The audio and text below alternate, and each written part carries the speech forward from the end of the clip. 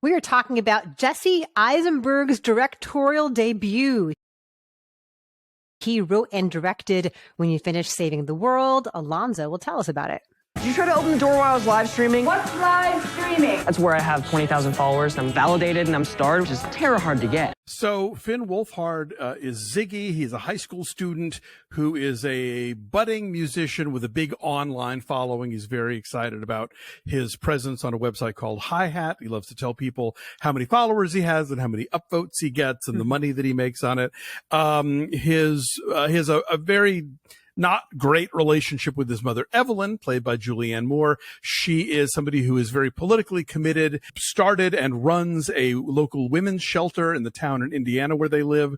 But it's clear from the beginning that while she loves humanity, she's not really a people person. And by the same token, Ziggy is very good at sort of reaching out to people, but doesn't have much to say once he has their attention. Ziggy and Evelyn together are kind of the perfect person, but separately they have their stuff to work out, and they have their stuff to work out with each other. And I think this movie captures that really well. And Eisenberg, we always say when an actor directs for the first time, of course they're going to get a great cast. They've always got a good Rolodex to work from.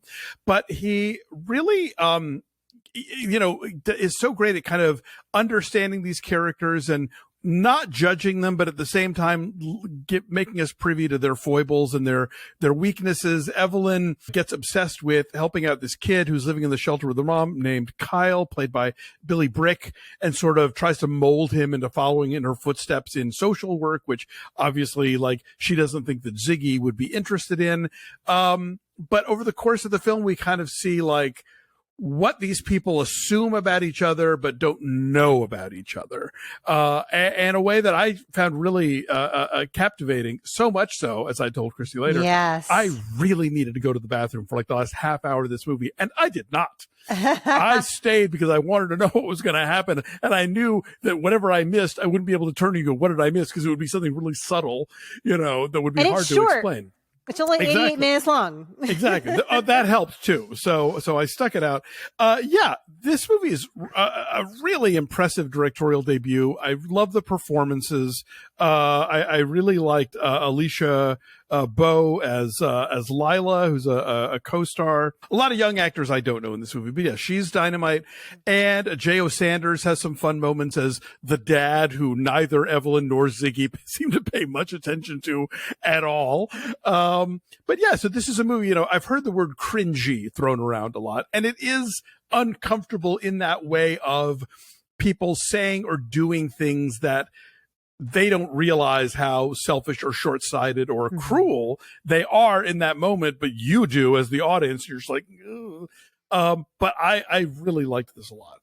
I did not like it quite as much as you did. Okay. I thought these were some interesting characters, but ultimately they felt like a collection of quirks to me. They felt kind of superficial.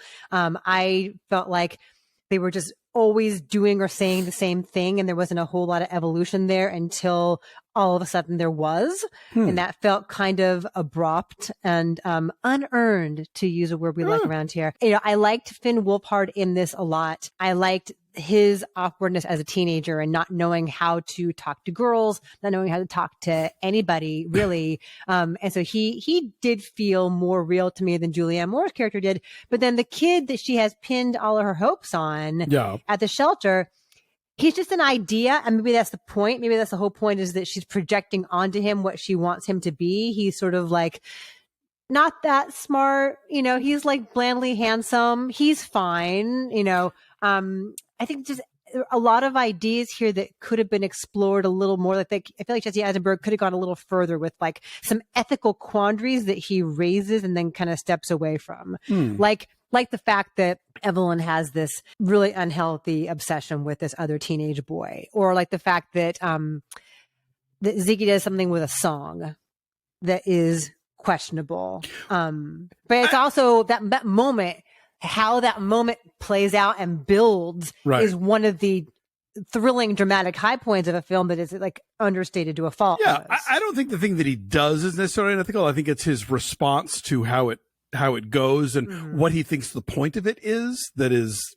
that is, if not unethical, at least just sort of short-sighted and shallow, which he kind of is. I thought this was an interesting movie about sort of the limitations of idealism, basically. This notion of like, you know, like the title says, these are people who have like these kind of grand goals in mind. They have ideas about humanity and people and the world, but like the person sitting next to them at the dinner table, they don't know how to talk to.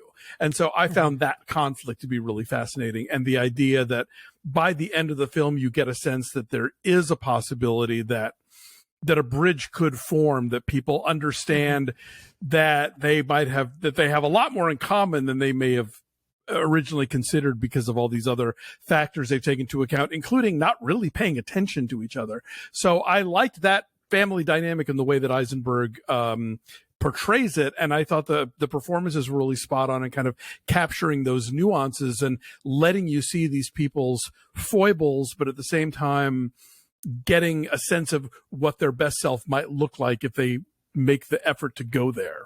But what is the origin of the rift between them? Like, I had a really hard time getting past the fact that her son makes music and she can't be bothered to listen. Like, how is that possible? This is like your only child. Because this is his only love. This is his great passion. And she can't be bothered to listen to a single song that he writes. Like, where does that come from? And how does that square with the woman that she presents to the world? It makes absolutely no sense to me.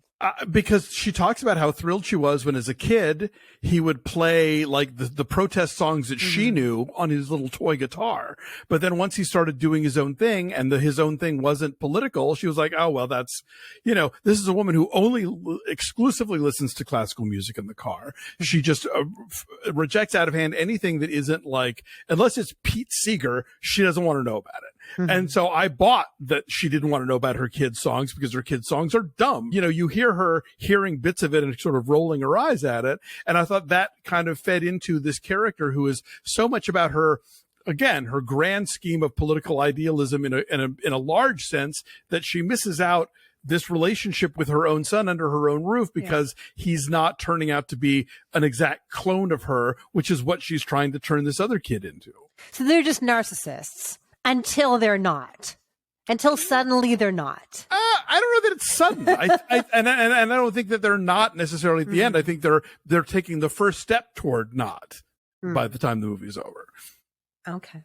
I'm saying 6.7. I said 8.8.